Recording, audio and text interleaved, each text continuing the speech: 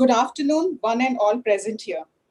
On behalf of the management of Delhi Public School Bangalore East, it's my pleasure to welcome and introduce Dr. Divakaran D, Assistant Professor at Azim Premji University, Bangalore, amongst us today on the occasion of Math Week celebration.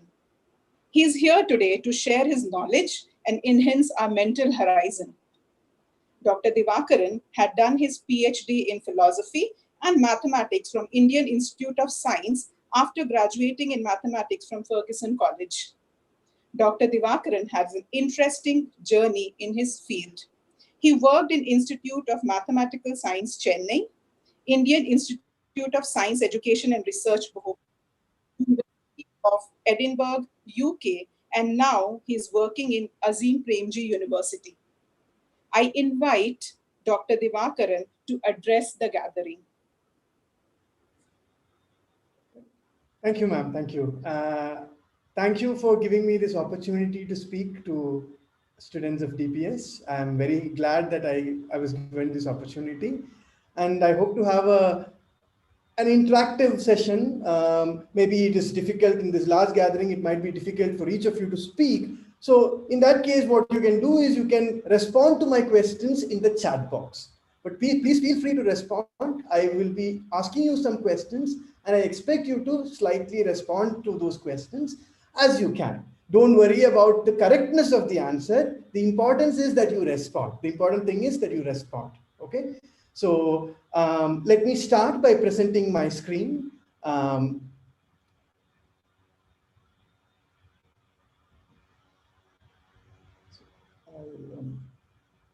Okay, so I hope you can all see my screen.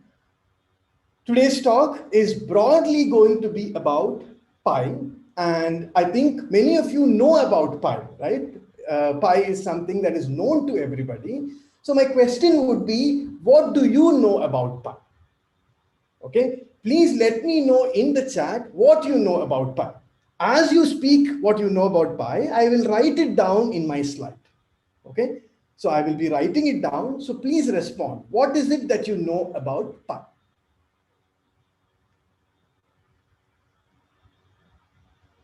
For example, one of the question is, what is the value of pi? Okay, 22 by 7 is something that a lot of people are responding. So, sorry. So a lot of people are saying that pi is equal to 22 by 7. Okay, 3.14 is another answer that a lot of people are saying. Another answer is pi is an irrational number. This is another answer a lot of people are giving.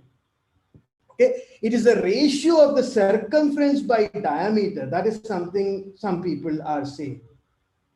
Right, it's the circumference divided by diameter. This is another thing stated by many people. So some people are saying circumference by radius. That needs to be slightly corrected. It is circumference by diameter. When you do circumference by radius, you get 2 pi. Okay, this is coming from, you might have learned the formula for the circumference, right? The formula for circumference is 2 pi r. So 2r is equal to diameter. So that is why this circumference by diameter is the value pi. Okay. Anything else? Do you know anything else about pi? Pi radians is equal to 180 degrees. Okay. Pi radians is equal to 180 degrees. That is something else that you know about pi. Anything else that you know about pi? Can you say something about area? So for example, you said that circumference by diameter gives you pi. This was using circumference, but can you use area to tell to derive pi in some way? Is that possible? Area of a unit circle, okay, that's a very good way. Area of unit circle, that is equal to pi. Pi r square is the area of a general circle. So in general, area divided by radius square is equal to pi.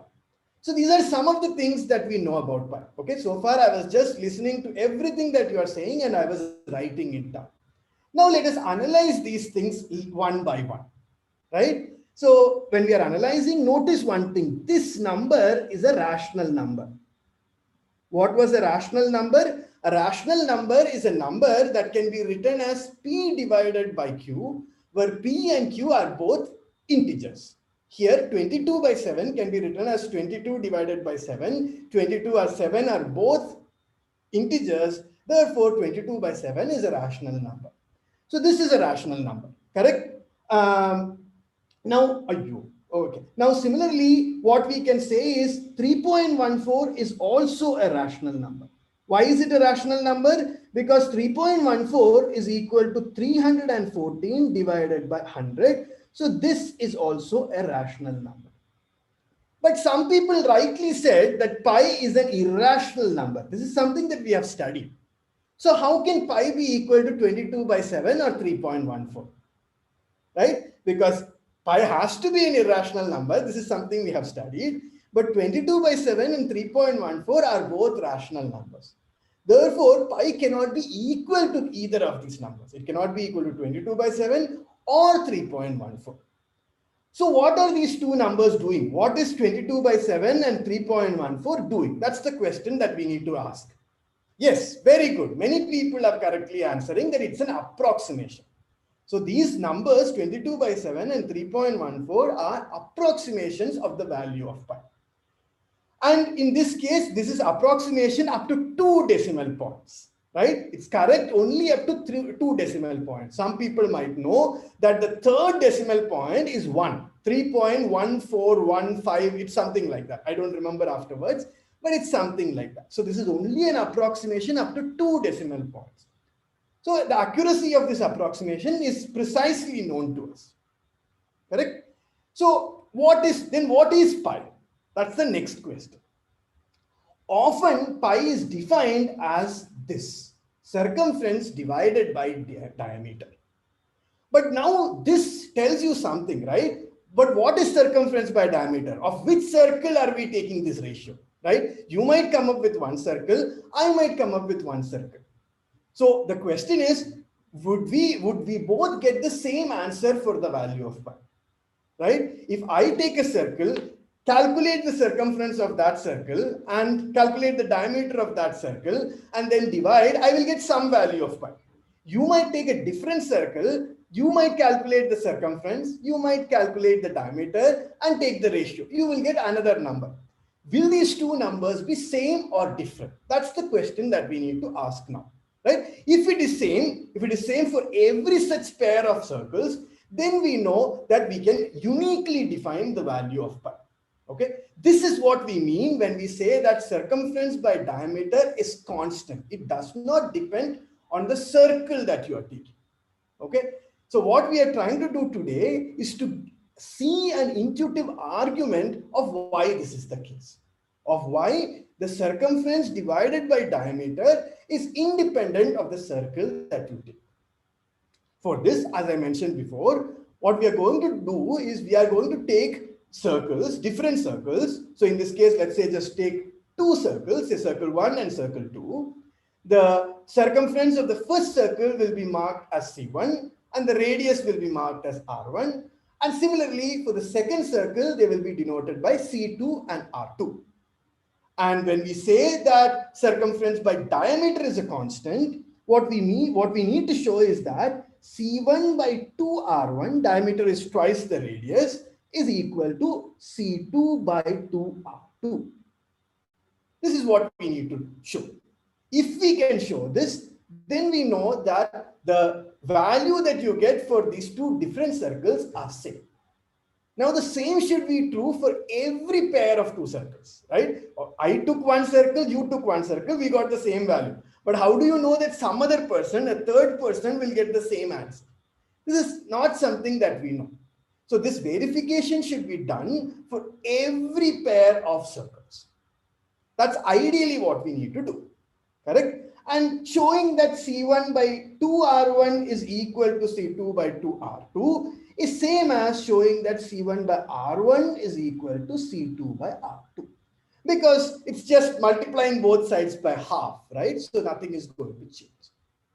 So in general, what we need to show, what we will try to show in this 1 hour that we have with us, we are going to see how to convince ourselves of this fact.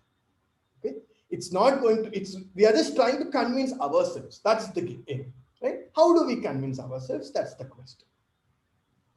So as we discussed so far, this is often taken as the definition of pi.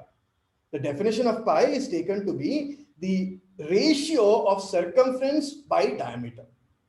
So ratio of circumference and diameter is independent of the circle we take, and this ratio is called the value pi.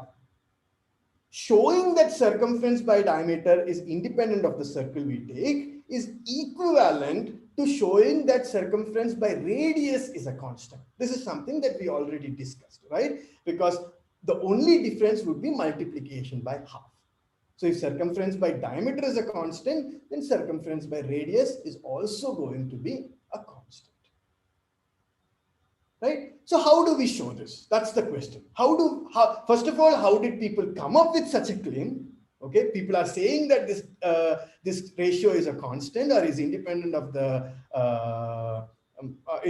circle, or they also are saying that okay, we can convince ourselves that this is true. So how do we show this? Very nice. So Shreyas is saying we could use similarities somehow. That's a very good point. We could use similarities. That's a very, very insightful comment by Shreyas. And that's exactly the idea that I'm going to present today. But how to exactly use these similarities is the details is what will be the content of this hour, right? So you have rightly pointed out that we could use similarities in some fashion. What is this fashion? What is the method in which we use similarities? That is the question that we are going to use. Okay, so that's exactly what we need to do. So this is a very deep insight, and I'm very glad that you could share that with me. But before that, there is a first step or something that we can all start with, right? Like as people, the most natural thing to do perhaps would be to actually make measurements, right? You take two circles, evaluate the circumference, evaluate the diameter, take the ratio. Take another circle, take the circumference, take the diameter, take the ratio. Repeat this procedure some 1,000 times maybe.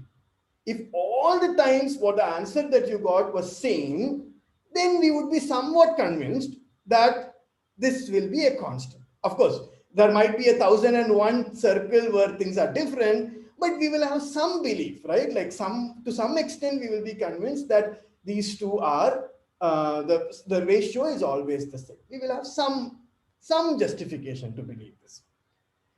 So the question is, how do we make such measurements? Right? We all know how to measure the diameter. For that, we can use a scale. Right? To a large extent, we can use a scale to measure the diameter.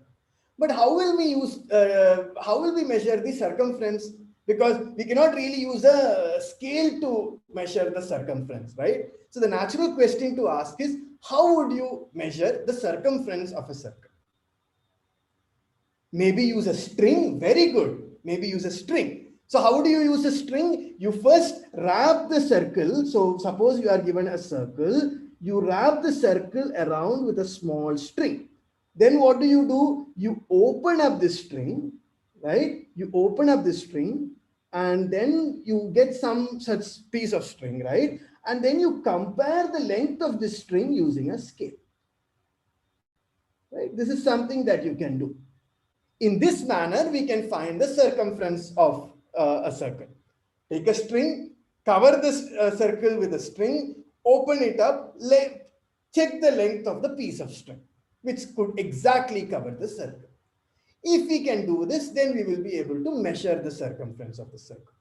And of course, there is already some technique that is used by people. Like you can attach a scale to the string itself. Such a thing is what is known as a Taylor's tape. You might have all seen Taylor's tape. This is how you would measure, like say the waist length, like how big is your waist or something like that. We use a tape to measure that. Loosely our waist is circular, let's say. It's not exactly a circle, but it's loosely circular in nature. And we can check the circumference of that circular object using a Taylor's tape, right? So this is another way of like attaching a scale to the string itself. That is another possibility. So these are ways in which we can experimentally check the claim that we have. However, we have some issues. Okay, every measuring device, be it a scale or a vernier caliper or a screw gauge or whatever device that you have seen, it will have some least count. There will be a smallest amount that it can measure. It might be it might be centimeter, it might be millimeter, it might be even smaller, or whatever it is, right? But there will be some least count. You cannot measure anything smaller than that. Correct? And when you measure using such a device, what you get is always a rational number. For instance, you might get that if you had a unit circle and you measured the circumference, and suppose you are measuring using a reasonable device, you might get it is equal to 3.14 centimeters or something like that. But this 3.14 centimeters is a rational number. And we know that the circumference will not be exactly equal to this rational number. Now, suppose we can find better and better instruments. Okay, so suppose there is a scale is not so accurate. A vernier caliper is slightly more accurate than a scale. Screw gauge is even more accurate than a vernier caliper, and so on. So if we keep increasing, if we can keep on increasing our accuracy, and at each level of precision, if the result holds, then we can convince ourselves, right? But for this, we have to do this for every level of precision. So we have to first compare the value for up to when you are doing it up to 2 decimal places, then 3 decimal places, then 4 decimal places, 1,000 decimal places, 10,000 decimal places, and so on. Right? If at each level of precision we can make this comparison and show that it is really equal, then we will be able to convince ourselves. Right? But here again, there is a slight problem. There is a limit to what level of precision you can go. This is called the uncertainty principle. So there is like we cannot really go to we cannot make as precise measurements as we want. There is a limit up to which what level of precision we can do, and this limit is described by the uncertainty principle. So therefore, in some sense, using experiments, we cannot really convince ourselves this fact. And this is not the only limitation we have. We have further limitations. When we draw a picture on a piece of paper or on a blackboard or something, there will be some thickness on the ink or whatever that you are drawing, right? The pencil itself will have some thickness. Because of this, the drawing will have some thickness. Therefore, if you draw, for example, a triangle, the sum of angles might not be exactly 180 degrees. And this difference is caused because of the inaccuracies in the drawing that we have. So, in this sense, because of this, whatever we are studying as geometry, the theorems or whatever that we are studying, those are not really about the drawings that we are making. On the other hand, those are about idealized drawings. And therefore, these drawings do not exist on pieces of paper, but they remain in your mind. Okay, so these are all, because they all exist in our mind, if you want to argue about these objects that exist only in our mind, we might have to use arguments that exist only in our mind. Using measurements is problematic to some extent because of the reason that we already saw, right? So that is why we are now going to shift gears and not use experiment or experimental verification to convince ourselves. Of course, we have gotten the reason why we are proceeding to this step is because within our accuracy, within the level of precision that we could check, we have already made this verification, right? If you don't believe, you can go and check it yourself. You will notice that if you take circles and measure their circumference and diameter, it will be very close to the value of pi. It won't be exactly equal to the value of pi, but it will be very close to the value of pi. And because we have made several measurements, we have reason to believe that this might give us the correct answer. Right? So this is the basic idea behind the whole thing. So now let's ask, okay, so if we cannot use drawings or if we cannot use measurements, exact measurements, how will we go ahead and prove this? That's the next question. For this, as earlier it was mentioned by somebody, we will use thought process. We will use thought process, and for this thought process, I am going to use a tool called GeoGebra. For this, I am going to stop sharing the screen and instead I am going to share some other screen. Okay, so I am going to share the screen in which you see GeoGebra.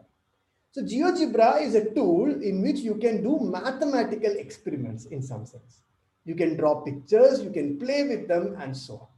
If you have seen it already, I think it's great. If you have not seen it, maybe you can explore it yourself. It's a free software. Anybody can download it and use it.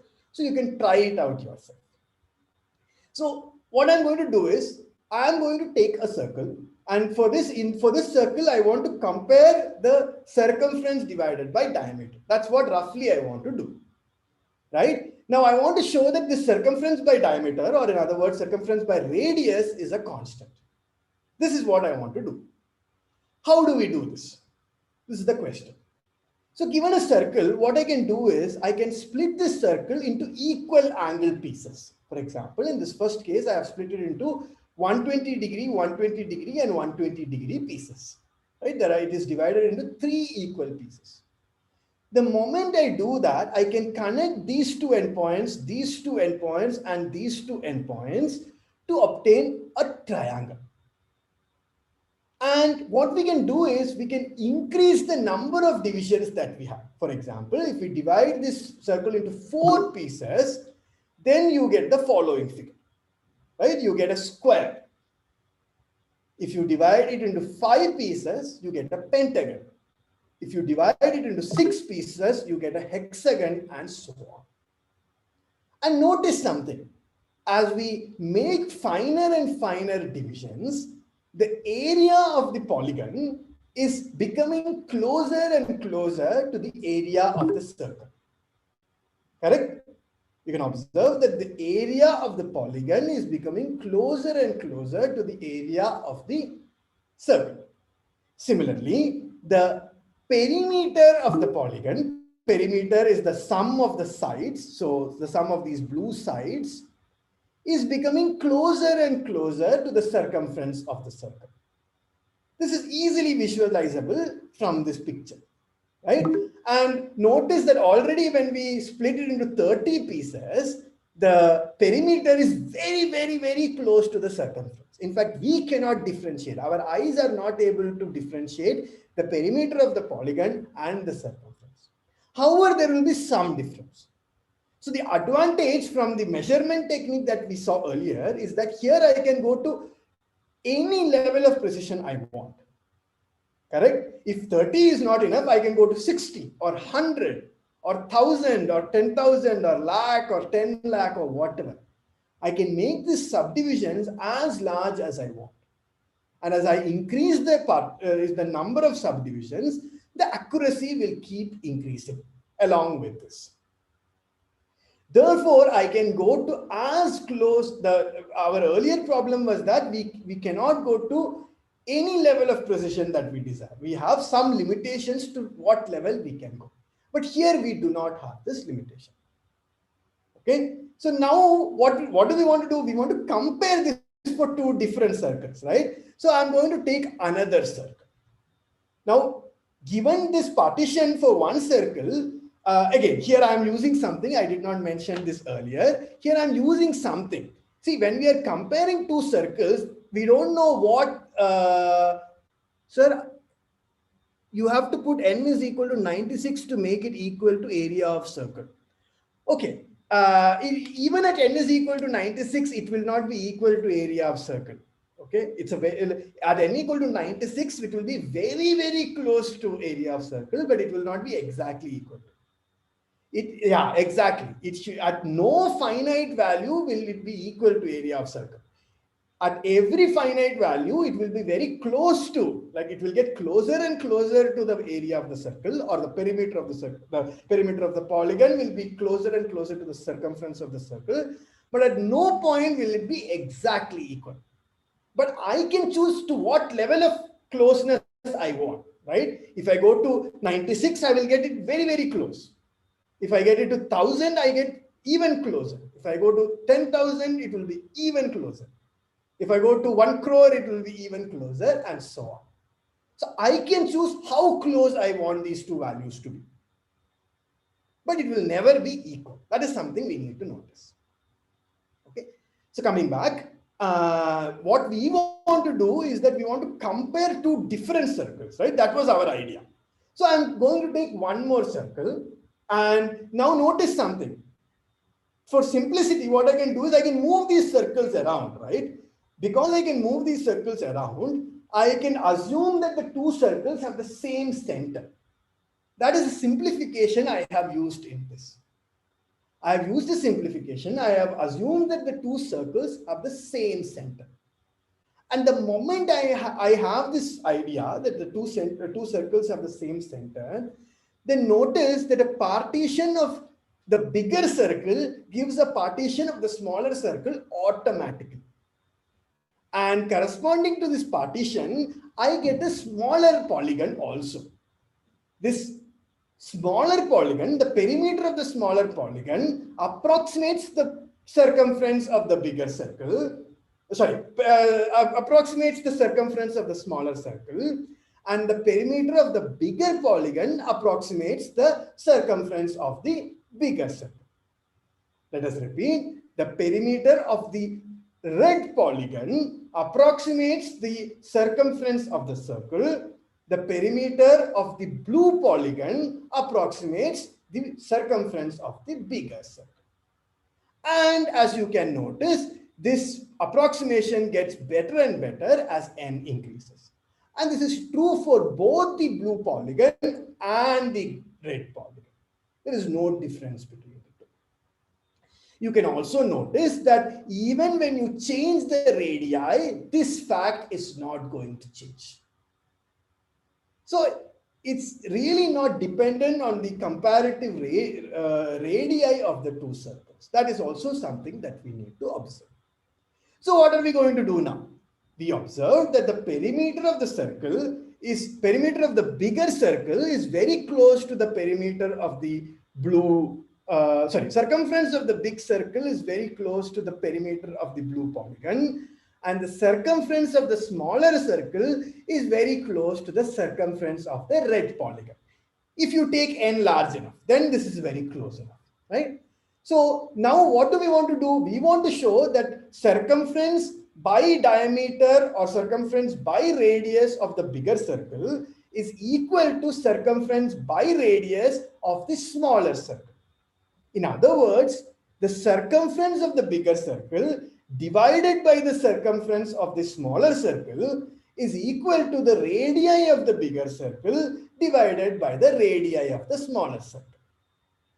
This is what we have. Or the other way around. Circumference of the smaller circle divided by the circumference of the bigger circle is equal to radii of the smaller circle divided by the radii of the bigger circle. This is what we want to show.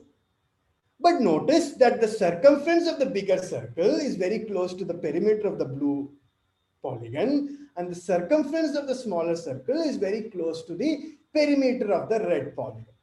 So instead of taking the ratio between circumference of the big circle and the circumference of the small circle, we can take the ratio between the circumference of the blue polygon and the circumference of the red polygon. Now notice something. If you look at the perimeter of the blue polygon, the perimeter of the blue polygon is n times the length of these sides. But all these lengths, why? Because all these lengths are equal. That's how we have constructed. They are all nicely constructed. It's regular partition. So all these lengths are equal. Therefore, the perimeter is equal to n times the length, this length. Similarly, if you take the red polygon, the perimeter is equal to n times this length. Here, n is equal to 6. When we change n, we will get a different value. But in every case, the perimeter is equal to n times this length. And we are dividing n times this length divided by n times this length. Therefore, if you take the ratio of these perimeters, you will get this length divided by this length. Right? The ratio of the perimeter of the red polygon divided by the ratio of the ratio of the perimeter of the red polygon and the perimeter of the blue polygon is equal to the ratio of the red side, this side, divided by the length of this side. Is this clear so far? Does this make sense? Can you respond maybe in chat? Yes. Okay. So again, let me repeat once more. What we wanted to cover, what we wanted to compare was the ratio between the circumference of the two circles, but the ratio is very close to the ratio of the perimeters of the two polygons. Therefore, now I am going to compare the ratio of the perimeters of the two polygons, right? And the ratio of the perimeters of these two polygons is equal to the ratio of the length of these two sides. Okay. Now that it is clear, I am going to stop sharing this and I am again going back to my presentation. Okay. So we are back here and okay. So now what did I say? We have this triangle, right? Our focus is now completely on this triangle. I know. Here, if you notice, what is happening is this is the red triangle. Sorry, this triangle is the red triangle, and this triangle was the blue triangle. Okay. Notice that this length and this length are equal to radius 1, and this length and this length are equal to radius 2. It's the radius of circle 1 and the radius of circle 2. The sides I'm going to denote as A1 and A2. These were not symbols that we had before, but I'm going to denote. The one of the sides of the smaller polygon is going to be denoted as A1, and the side of the bigger polygon is going to be denoted as A2. So this is a triangle that we got. Now let us recall what we wanted to show. We wanted to show that R1 by R2 is equal to C1 by C2. The ratio of the radii is equal to ratio of the circumferences. This is what we wanted to show.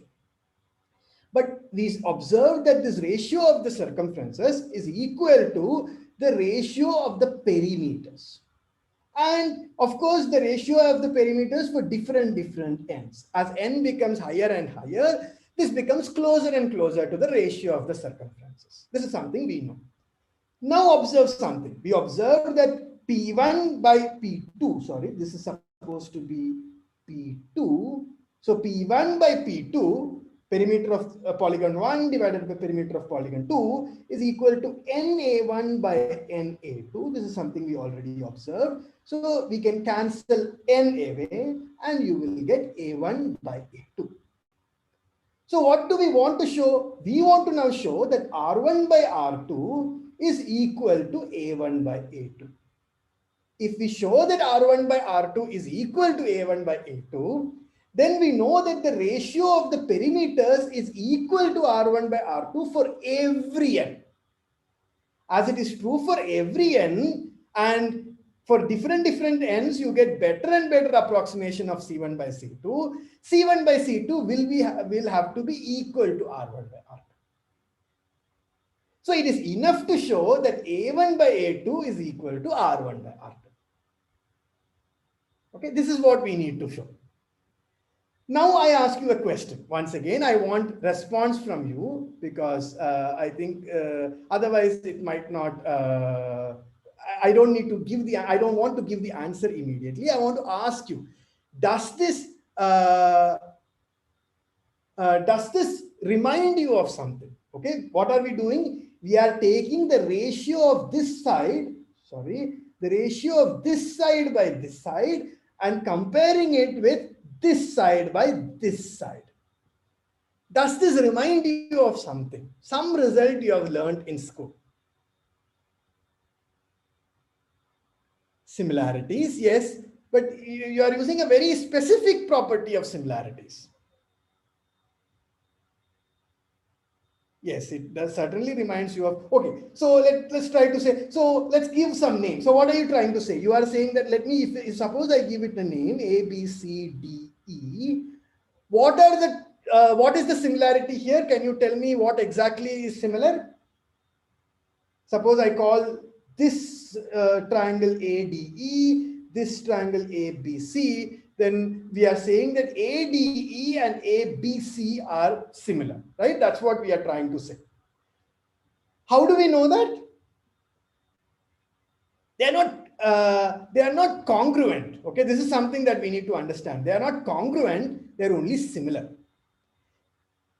This is something we need to understand. They are not congruent.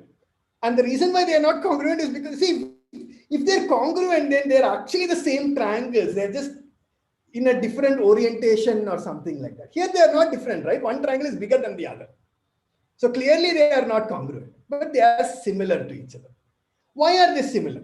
Okay, they are similar because notice that this angle is common to both the triangles. This angle and this angle are equal.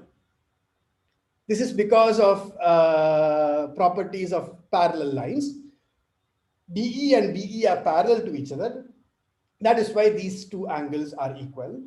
Similarly, we can observe that these two angles are also equal. Correct? These two angles are also equal, once again for the same reason, because DE and BC are parallel to each other.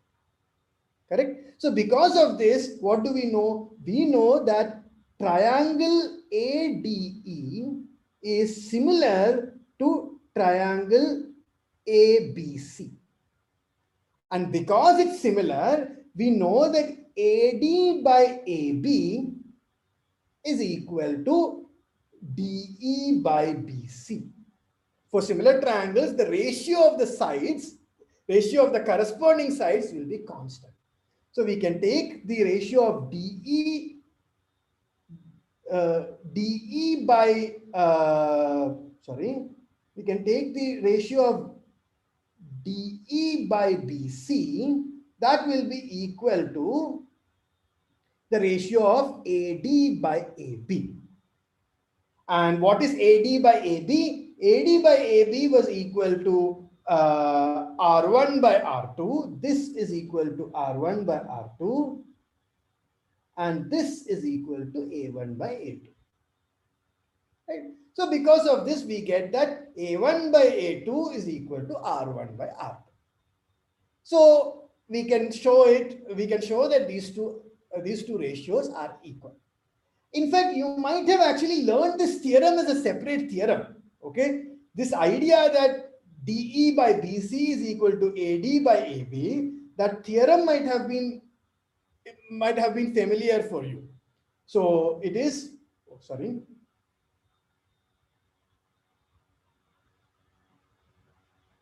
So this theorem is called base proportionality theorem. You might have studied this in school. So this property is called base proportionality theorem. Sometimes it's called BPT and so on. So this is something that is familiar to all of us. We study in school, and using this simple idea, we can show that A1 by A2 is equal to R1 by R2. Yes, some people are saying, yeah, I forgot the name of the theorem.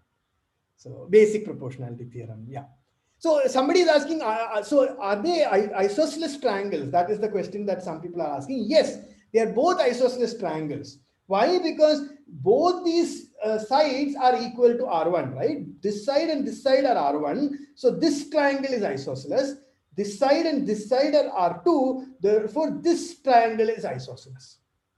So both these triangles are isosceles triangles. That's a good point. So because of this, now let us repeat what we have seen so far. We have shown that A1 by A2 is equal to R1 by R2. So in other words, the ratio of the perimeters is equal to R1 by R2 for every n. This did not depend on the n that we took. Therefore, and as n becomes bigger and bigger, this ratio becomes better and better approximation of C1 by C2. Therefore, the ratio of the circumferences should also be equal to R1 by R2. And thus we have the result that we wanted. Now there is a question, okay? we proved now that the circumference by diameter or circumference by radius is a constant, and this constant we are going to call pi. Now there is a question. Is area by radius square also a constant? First question. If at all it's a constant, is it the same constant that you get when you do circumference divided by diameter? Or is it a different constant? We still don't know that, right? Even if it's a constant, is it the same constant or is it a different constant? This is a question that we need to again answer. So let's again try to see that. For that, I want to again stop sharing and I want to go back to my GeoGebra page. Okay, so now this time I'm going to simplify things. Now I already know that circumference by diameter is a constant. So I'm going to show that area by radius square is the same constant. This is the idea. And because of this, I'm going to take only one circle. For that fixed circle, circumference by diameter is equal to area by radius square. This is something I'm going to show. So how do we show this? That's the question. Again, let's go back to our picture. In the picture, notice something. Notice that, so how do you show that, how do you show that both the constants are same? To show both the constants are same, what do I have to show? I have to show that area by radius square is equal to circumference by diameter or circumference by 2 radius, right? Which is same as showing that area by circumference is equal to radius by 2. This is what we need to show, and we will try to see how to show that. Once again, the idea is the following. The area of the circle is very close to the area of the polygon, and the circumference of the circle is very close to the perimeter of the polygon. So instead of taking the ratio of the area of the circle divided by area of the polygon, area of the circle divided by circumference of the circle, I will take area of the polygon divided by perimeter of the polygon. Okay, and notice something here. What is the area of the polygon? The area of the polygon is n times the area of this triangle, right? 1, 2, 3, 4, 5, 6. Each of these triangles are the same area, and there are 6 of these. So the area of the polygon is 6 times the area of this one triangle. And as n increases, that remains constant. The area of this entire polygon is n times the area of this triangle. On the other hand, the perimeter of this polygon is n times this length. Therefore, taking the ratio of area of this polygon divided by perimeter of this polygon is same as taking the ratio of area of one such triangle divided by this length.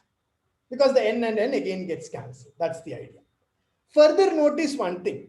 The length of this side becomes smaller and smaller as n gets bigger and bigger. Right? As n is getting bigger and bigger, the side length is getting smaller and smaller. This is something that we will use very strongly. So please note this in mind. Okay? So I'm hoping that this is clear. If you have any questions, please write it in chat. I will be able to answer. This question I will answer later. So there's a question, what is the use of this in practical life? Let us not go into that currently. Okay. So let's try to see how to show this, for instance. That's the first thing that we want to do. For that, once again, I'm going to go back to my my presentation. Okay.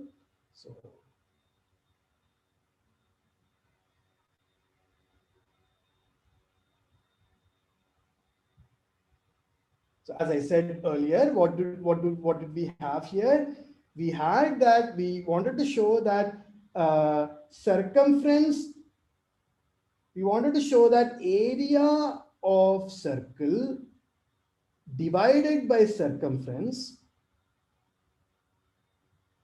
is equal to area of polygon divided by perimeter. This is what we wanted. This we know. This is not equal, but it's very close to. Area of circle divided by circumference is very close to area of polygon divided by perimeter. But area of polygon divided by perimeter is equal to n times the n times hold on. Sorry, I wanted to, sorry, let me do this again, because this is the picture I wanted, because now I am taking only one triangle. So what do I want to show? I want to show that area of circle divided by circumference, this I want to show is equal to r by 2. This is what I want to show. But I know that this is very close to area of polygon divided by perimeter. But this is equal to n times area of triangle divided by n times the side of the unequal side of the triangle. Okay, it's an isosceles triangle, as somebody had pointed out earlier. The other side is what we need to take. So once again, this n and n gets cancelled. We will get area of, sorry, n and n gets cancelled, not a. So you will get area of triangle divided by a. Now the question is, how do you find the area of such a triangle? That's the next question. Can somebody tell me how to find the area of such a triangle?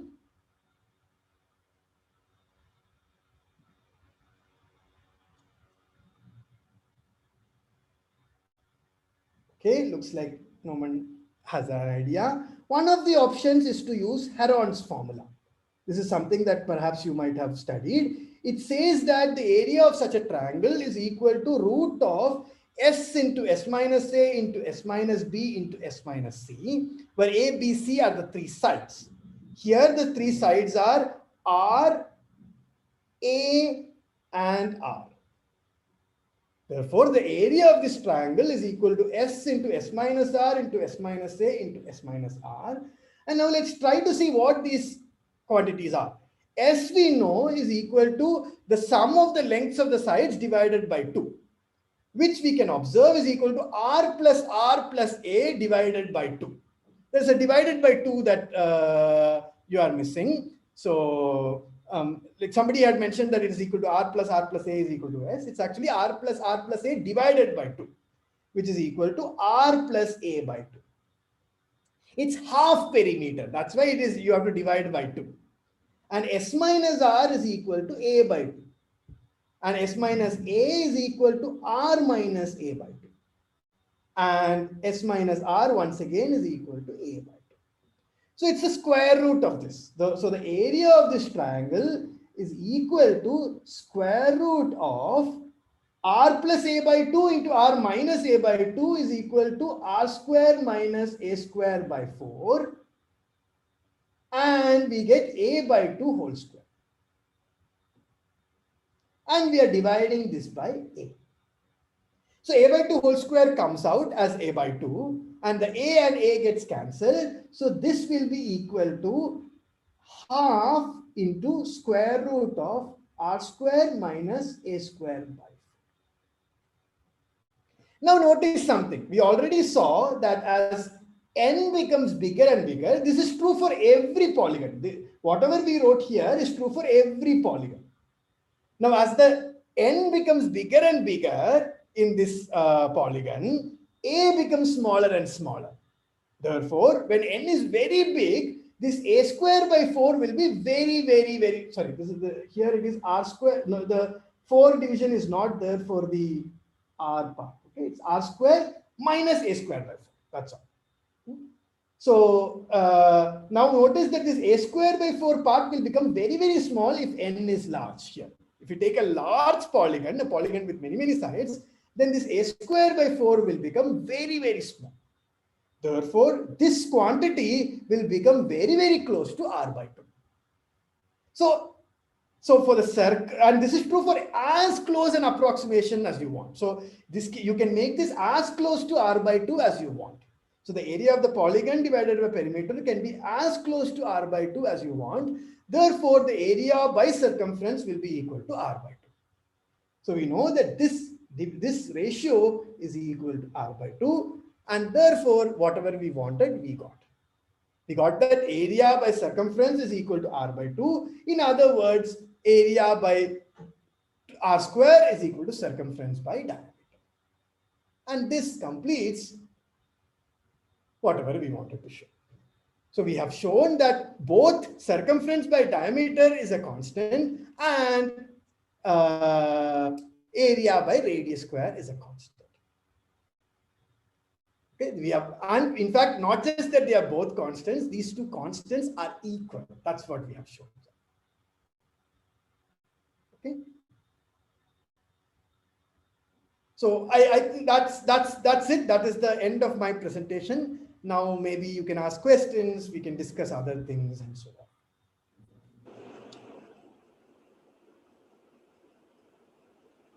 Maybe I will start by answering the earlier question by Saharsh.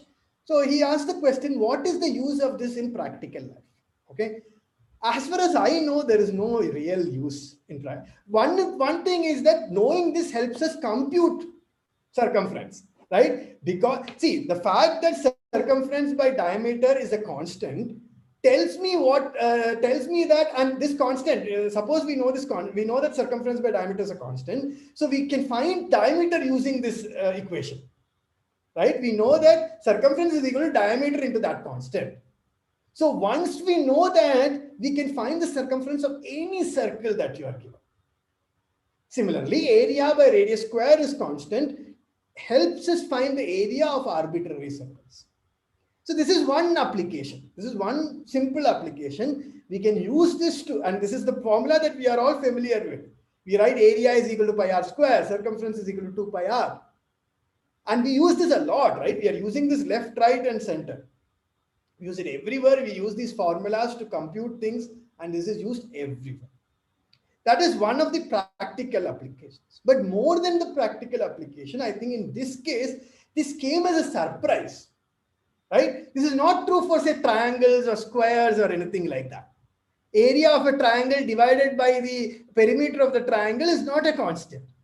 Area of a square divided by perimeter of the area of a rectangle divided by the perimeter of the rectangle is not a constant, right? But suddenly when we came to circle, this became a constant. Why? And this really puzzled people. We always got similar answers. And this was surprising, and therefore they wanted to explore it deeper.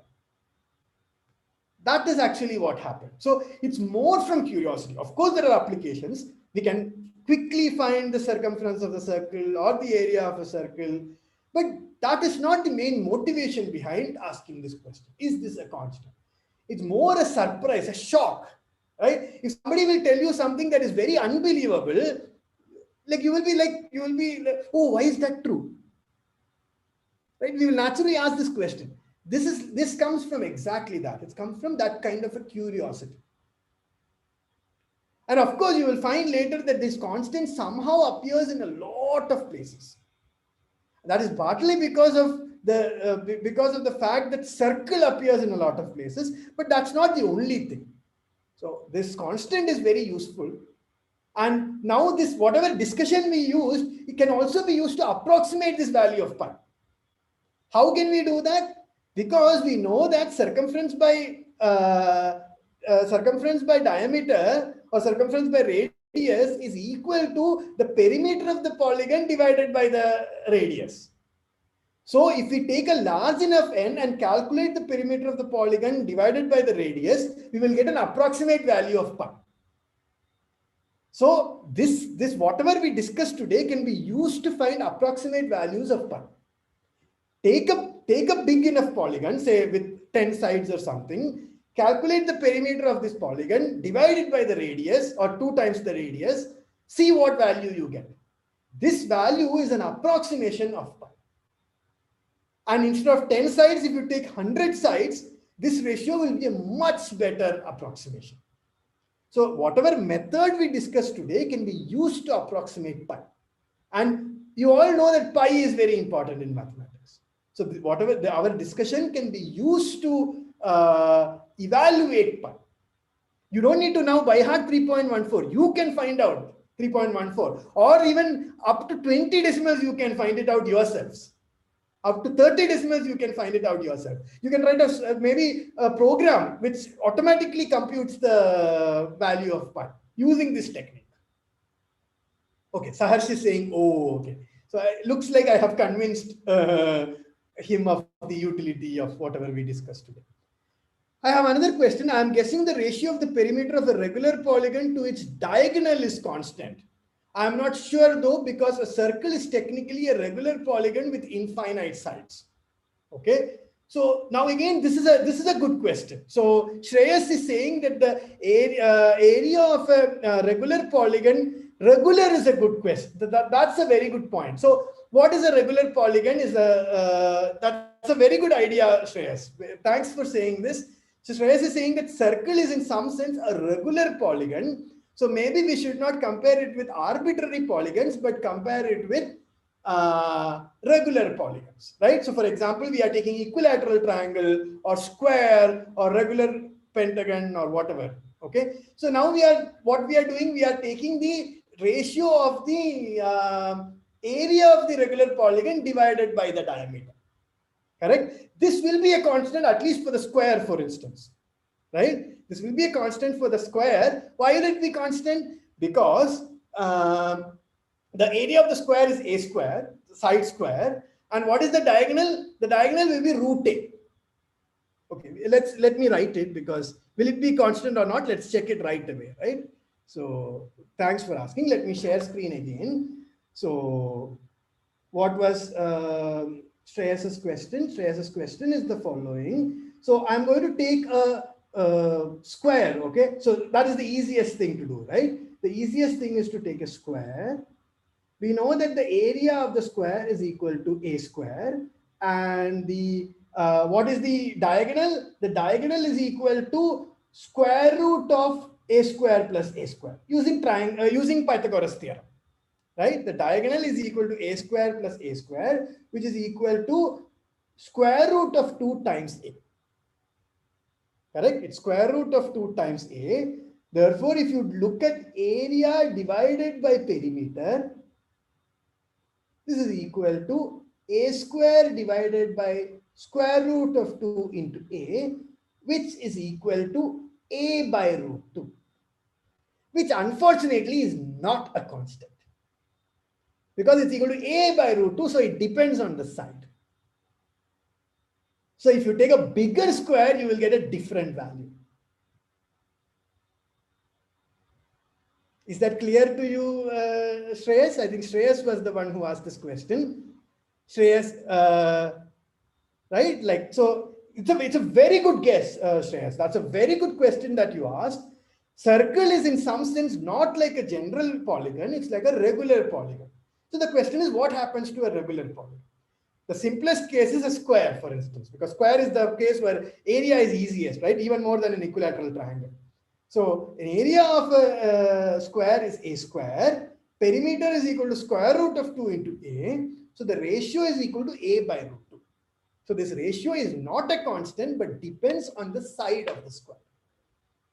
So whatever Shreyas asked is a very good question, but unfortunately for us, that is not the correct. Like we will still not get it constant.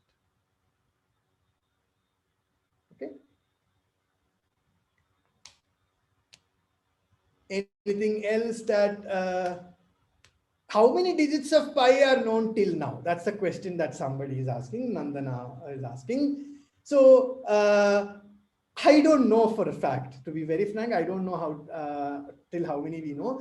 But theoretically, we can go to as many as you want. If you want till 1 crore, we can get. If you want up to the 1000th decimal point, we can find it. If you want up to the lakh, for the 1 lakh decimal point, we can find that also.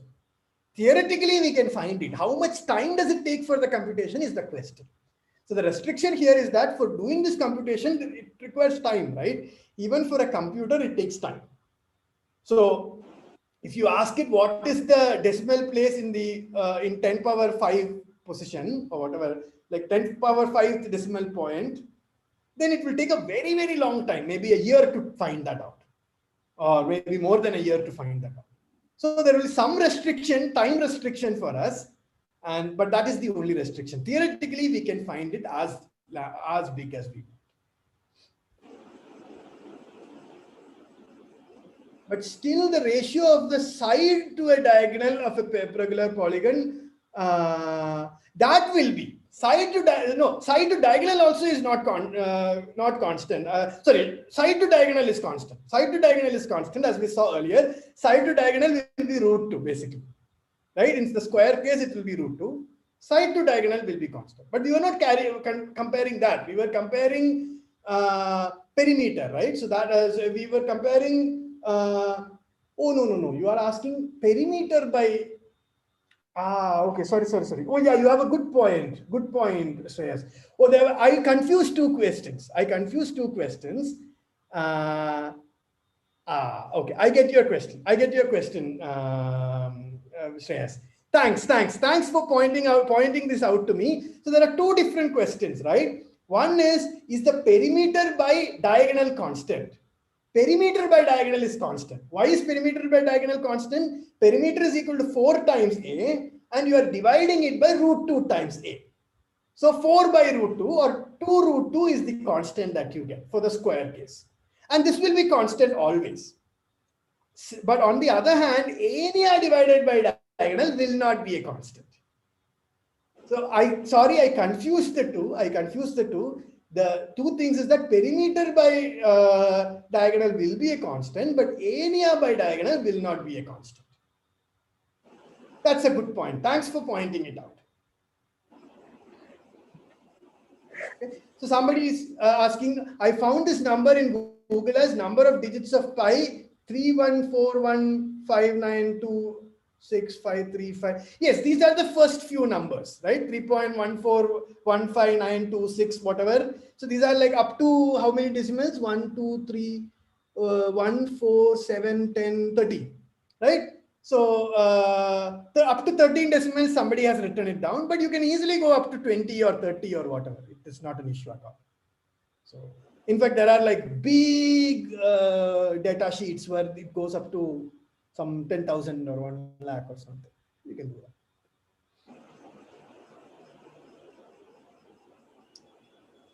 Oh, I think he meant that pi has that many decimal. No, it has infinitely many decimal places. This is actually, see, any finite or terminating decimal representation is a rational number. Why is it a rational number? Suppose it has only this many decimal places. I will get some decimal expansion, right? I remove that dot and then take that entire big integer and divide it by 10 power this number. That is a rational number now. There's an integer divided by integer, and this is not the rational number we are looking at, right? We are looking at irrational number. So no finitely many decimal places will be able to accurately determine pi. We need infinitely many. It will only be an approximation. Oh, okay. 31.4 trillion decimal places has been found by humans or computers. Okay, that is what maybe you are saying. Okay, thanks for sharing that. Thanks for sharing. That was a truly enriching learning experience for all of us. Not only the students, I think we teachers also enjoyed every moment with such a smile on your face, sir. You are like so patient. I think the bond is intact already. The bond is in place. It's a wonderful session, sir. I would like to thank you from the bottom of the heart for your inspiring words and your precious time. I acknowledge all the delegates and the support team who have worked hard to make this event a truly successful one.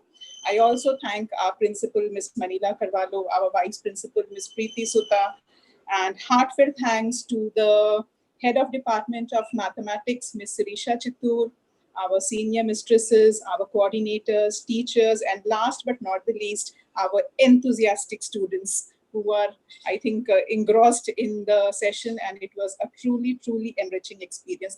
Thank you so much, sir, once again. Thank you. It's my pleasure, actually. I was very happy that I could speak. I think some of the things, maybe it would be even better in person, because some things, I think Zoom has some things like, I also get a little nervous at times. I think in person, it can be even better, I believe. So I can see people, I can talk to them, I can understand what they are understanding, what they are not understanding.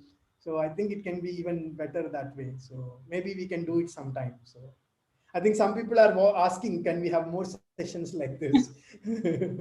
Certainly, I would be happy to. I would be happy to be part of more sessions. I really enjoyed all of you. All the students were very engaged. They were constantly answering my questions in the chat.